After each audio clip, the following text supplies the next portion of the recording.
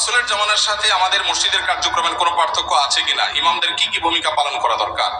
রাসূল করিম সাল্লাল্লাহু আলাইহি ওয়াসাল্লামের যুগে তার হাতে গড়া মসজিদগুলো, সাহাবাদের হাতে গড়া মসজিদগুলোর একটা বড় বৈশিষ্ট্য ছিল, সেগুলো শুধু নামাজের ঘর ছিল না, সেটা ছিল কমপ্লিট প্যাকেজের নাম। একটা মুসলিম সমাজের যা যা দরকার তার সব কিছুর আয়োজন মসজিদ থেকে করা হতো।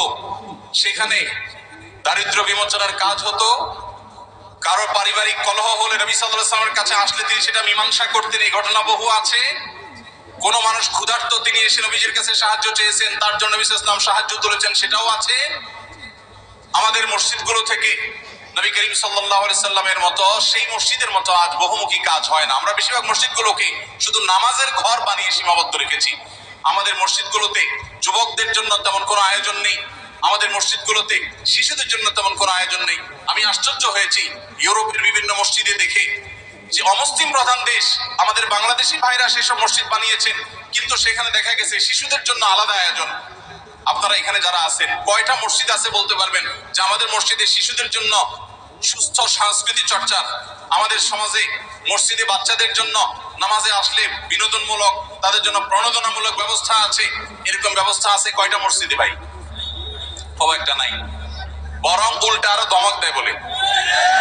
মসজিদে আসলে ধমক দেওয়ার কালচার আছে, বন্ধ করতে হবে এই কালচার। মসজিদে বাচ্চারা টুকটাক ডিস্টার্ব করলে ধৈর্য ধারণ করতে হবে, বেশি ডিস্টার্ব করলে তাদেরকে সুন্দর করে বোঝাইতে হবে, অভিভাবককে বোঝাতে হবে আজকের শিশু আগামী দিনের মুসল্লি। নবী করিম সাল্লাল্লাহু আলাইহি সাল্লাম খুতবা দিচ্ছিলেন জুমার। হাসান বা হোসেন রাদিয়াল্লাহু তাআলা আনহুমা দৌড়ে আসছিলেন নানার দিকে, জামা পেঁচায়া শরীরের সাথে পড়ে গেছেন। নবীজি মিম্বর থেকে নেমে দূরে গিয়ে নাতিকে কোলে নিয়ে আবার এসে মিম্বরে দাঁড়ালেন, তারপর খুতবা কন্টিনিউ করলেন। আপনার মসজিদের ইমাম সাহেব করলে চাকরির কি হাল থাকবে বলেন? চাকরি থাকবে? নবী করিম সাল্লাল্লাহু আলাইহি সাল্লামের জায়গায় আমরা যদি হতাম তো বলতাম, মেয়েকে যে বলতাম, মা অন্তত আমার খুতবার সময়টা তো ধরে রাখবা। বলতাম কি বলতাম না?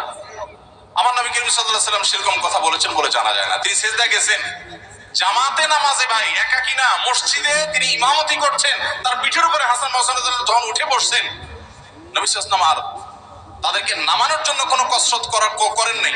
ওই অবস্থায় তিনি অপেক্ষা করছেন, সিজদার তাসবিহ বাড়াচ্ছেন, সময় যাচ্ছে। নাতির ঘোড়ায় চড়ার শখ পূরণ হওয়ার পর যখন পিঠ থেকে নামছে, তখন নবী সাল্লাল্লাহু আলাইহি ওয়াসাল্লাম মাথা উঁচু করছেন। এরপরে নামাজ শেষে সাহাবীরা জিজ্ঞেস করছে, হে আল্লাহর রাসূল, আজকে সিজদা একটু লম্বা হয়েছে, ব্যাপার কি? কি কোনো ওহী আসলো নাকি বিশেষ কোনো নির্দেশ কি? তখন নবী সাল্লাল্লাহু আলাইহি ওয়াসাল্লাম বললেন, সেরকম কিছুই না, আসলে নাতি পিঠের উপর উঠেছিল, আমি তাকে নামাতে চাইনি, সে নেমেছে, তারপরে তিনি নবী সাল্লাল্লাহু আলাইহি ওয়াসাল্লাম মাথা উঁচু করেছেন। আমাদের ইমাম সাহেবদের যদি নাতি তো দূরের কথা, নাতিরে তো মানুষ একটু একটা আদর করে, ছেলেও যদি আসতো বা নাতির জায়গায় আরো কিছু যদি আসে, পিঠের উপরে তার পরিবারে কোনো বাচ্চা আসতো, ইমাম সাহেবের চাকরি চলে যেত। ঠিক না ভাই? ঠিক ভাইরা আমার, যদি নবী সাল্লাল্লাহু আলাইহি ওয়াসাল্লাম পিঠে নাতি ওঠার পরও নবী সাল্লাল্লাহু আলাইহি ওয়াসাল্লাম ফাতেমা রাদিয়াল্লাহু তাআলা আনহাকে এই কথা বলার কথা হাদিসে পাওয়া যায় না যে নামাজের পর নবী সাল্লাল্লাহু আলাইহি ওয়াসাল্লাম ফাতেমা রাদিয়াল্লাহু তাআলাকে বসে বলেছেন। বললে সেটা অবশ্যই হাদিসে আসতো। নবী সাল্লাল্লাহু আলাইহি ওয়াসাল্লামের ব্যক্তিগত জীবনের যে সমস্ত বিষয় থেকে উম্মতের শিক্ষা আছে তার সবগুলো হাদিসে আসে। এরকম কোন হাদিস পাওয়া যায় না যে তিনি ফাতেমা রাদিয়াল্লাহু তাআলার কাছে বলেছেন, মা আমি মসজিদে ইমামতির দায়িত্ব পালন করছি, এই টাইমে তুমি নাতিকে ছেড়ে দিলা, তাকে এই টাইমটা ধরে রাখতে পারতা। নবীজি এরকম বলেছেন বলে কোনো প্রমাণ পাওয়া যায় না। এই জন্য বাচ্চাদের টুকটাক মসজিদে আসা, তাদের ডিস্টার্ব করা, এটাকে মুরব্বীরা, চাচাজিরা, বাবাজিরা আল্লাহর ওয়াস্তে হজম করে নেবেন। আপনারা যদি ধমক দেন তো মনে রাখবেন, এই বাচ্চা মসজিদ থেকে যদি দূরে সরে যায় আপনার ধমকের কারণে, সারা জীবনের জন্য আপনি গুনাহগার হয়ে থাকবেন। এদেশের একজন প্রথম সারির বড় আলেম, প্রথম 10 জনের একজন হবে, নাম বললে সবাই 100% মানুষ চিনে যাবেন, আমি নাম বলছি না। ওনার ছেলে মদিনা ইউনিভার্সিটিতে তখন পড়ে, আমাকে বলেছিল ব্যক্তিগতভাবে, ভাই আল্লাহ আমাকে আলেম বানিয়েছেন, মাদ্রাসা পড়িয়েছেন, ইউনিভার্সিটিতে পড়ালেখা করে অনার্স করেছি। আমি ছাত্র বা শৈশবে, ছোট জীবনে মসজিদ থেকে ধমক খাইছি এক মুরব্বীর। আমি মরণ পর্যন্ত ভুলবো না, আমার মনে কতটা আঘাত সেটা একে দিয়েছি। বহু ধমক জীবনে খেয়েছি, কিন্তু ওই ধমকটা ভুলবো না। মসজিদে গিয়েছি বহুত আবেগ নিয়ে, অনুভূতি নিয়ে, একটু দুষ্টামি করেছি, যেই ধমক খেয়েছি আমার ভেতরটা কেঁপে উঠছে। আমি চিন্তা করি আমার জায়গায় একজন সাধারণ মুসলমান যে এতটা ইসলাম বুঝে না, হয়তো স্কুল কলেজে পড়েছে, সে যদি আঘাতটা পাইতো সে হয়তো নাস্তিক হয়ে যেত, সে তো ইসলাম থেকে দূরে সরে যেত।